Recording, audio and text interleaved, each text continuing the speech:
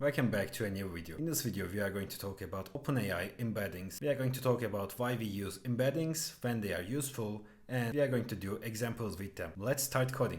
I'm in VS Code. You can use any code editor that you want. I'm going to open the Explorer after closing the welcome page, and I'm going to create a new file such as OpenAI embeddings. And I will say IPMB for creating a Jupyter notebook. Next, I'm going to select my kernel like this. And at the first place, I don't want to see any type of depreciation warnings. They are useless. So I will filter them out. I will say warnings.filter warnings, and I will say ignore.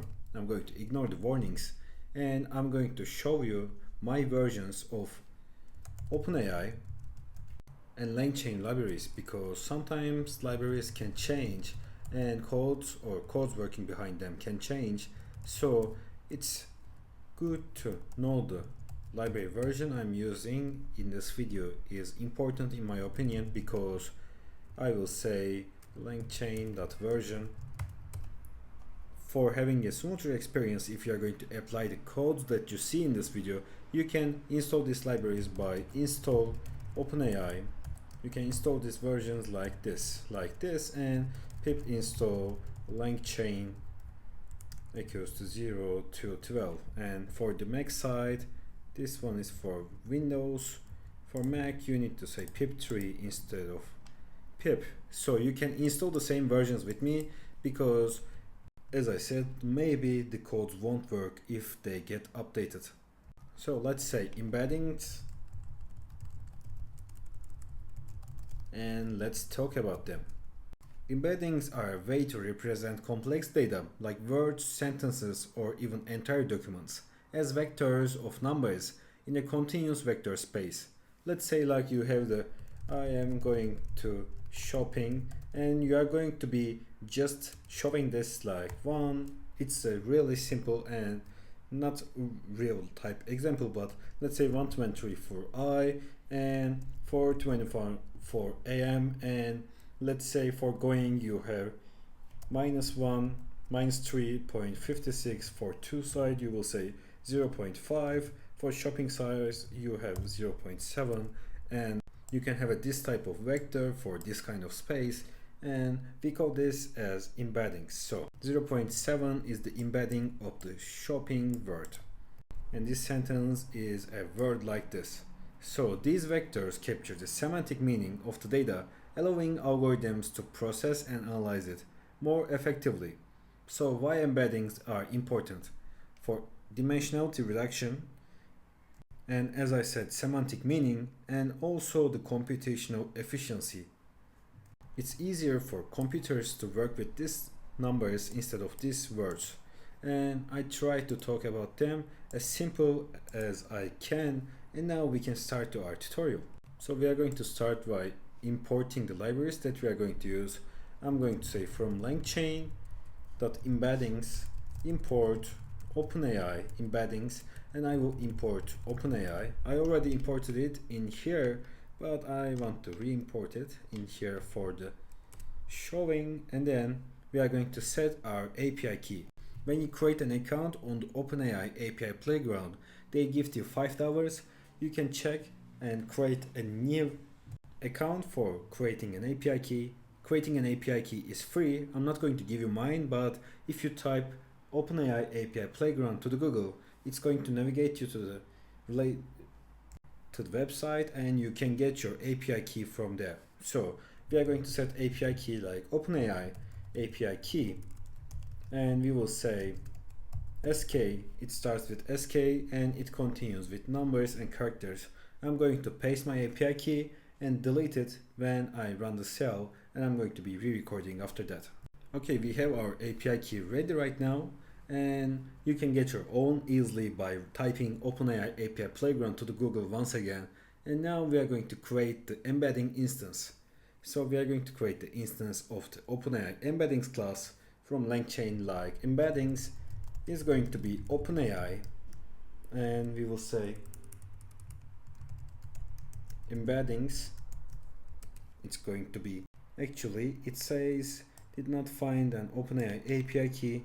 Okay, let's give it in here. Like we can say API key is going to be OpenAI API key that we set it, and now it's going to work smoothly like this. Okay, I forgot to pass the API key, and now we are going to generate embeddings for text.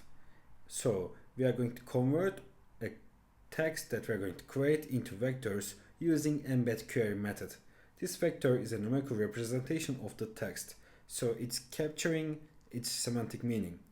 And we can say text, and for the text we can say like this is a sample text for embedding generation, and each dimension here of the vector corresponds to a feature in the embedding space where the similar meanings are closer together.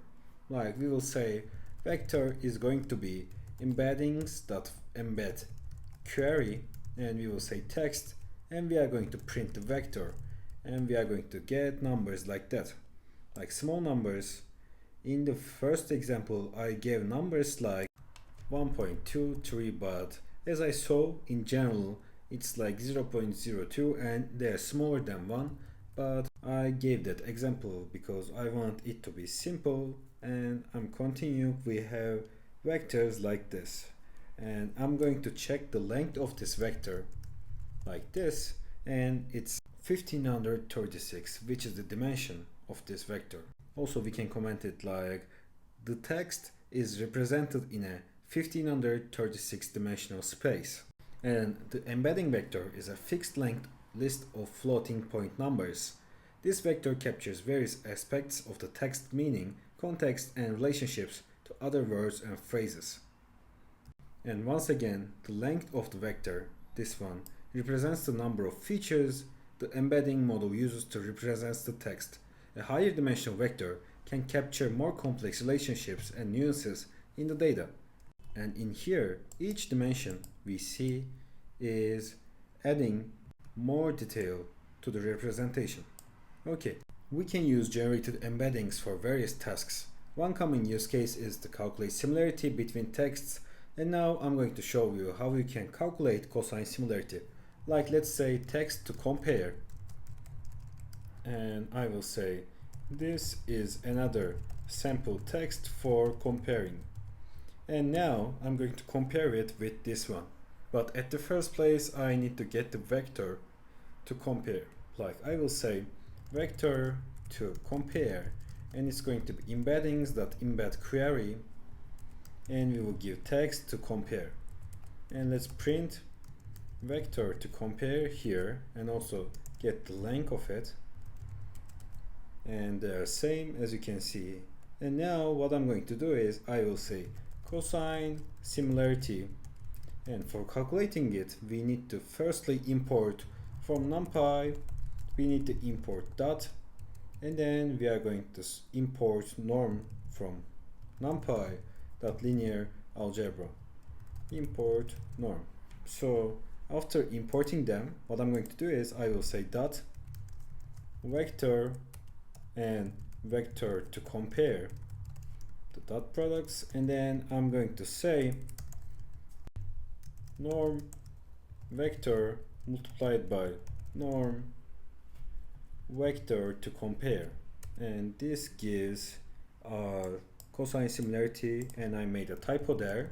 Now it's going to be clear, and we have our cosine similarity, and we can print the cosine similarity like this, and it's 0.89. And let's talk about what is. So this is a measure of similarity between two vectors.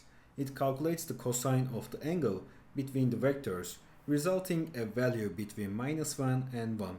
So 1 means we have a closer value to 1, so this is going to be the explanation of our cosine similarity 2. Vectors are identical, so vectors identical, like it's maximum similarity, and our value is closer to 1, so our vectors are really close, we can say that.